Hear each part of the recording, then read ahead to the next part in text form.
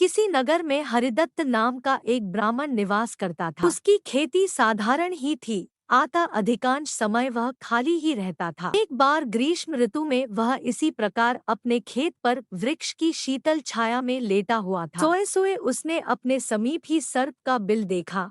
उस पर सर्प फन फैलाए बैठा था। उसको देखकर वह ब्राह्मण विचार करने लगा कि होन यही मेरे क्षेत्र का देवता है। मैंने कभी इसकी पूजा नहीं की, मैं आज अवश्य इसकी पूजा करूंगा। यह विचार मन में आते ही वह उठा और कहीं से जाकर दूध मांग लाया।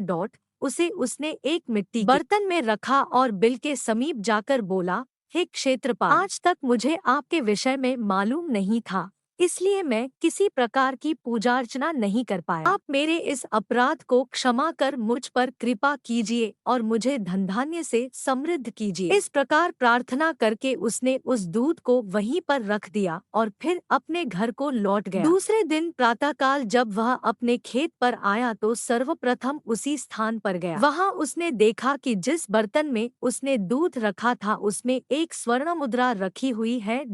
उसने उस मुद्रा को उठाकर रख लिया और वह मन ही मन सोचने लगा कि निश्चित ही इस बिल के अंदर स्वर्ण मुद्राओं का भंडार है। मन में यह विचार आते ही उसने निश्चय किया कि बिल को खोदकर सारी मुद्राएं ले ली जाए। सर्प का भय था, किंतु जब दूध पीने के लिए सर्प बाहर निकला तो उसने उसके सिर पर लाठी का प्रहार किया। इससे सर्प तो मरा नहीं और इस प्रकार से क्रुद्ध होकर उसने ब्राह्मण पुत्र को अपने विष भरे दांतों से काटा कि उसकी तत्काल मृत्यु हो गई। उसके समधियों ने उस लड़के को वहीं उसी खेत पर जला दिया।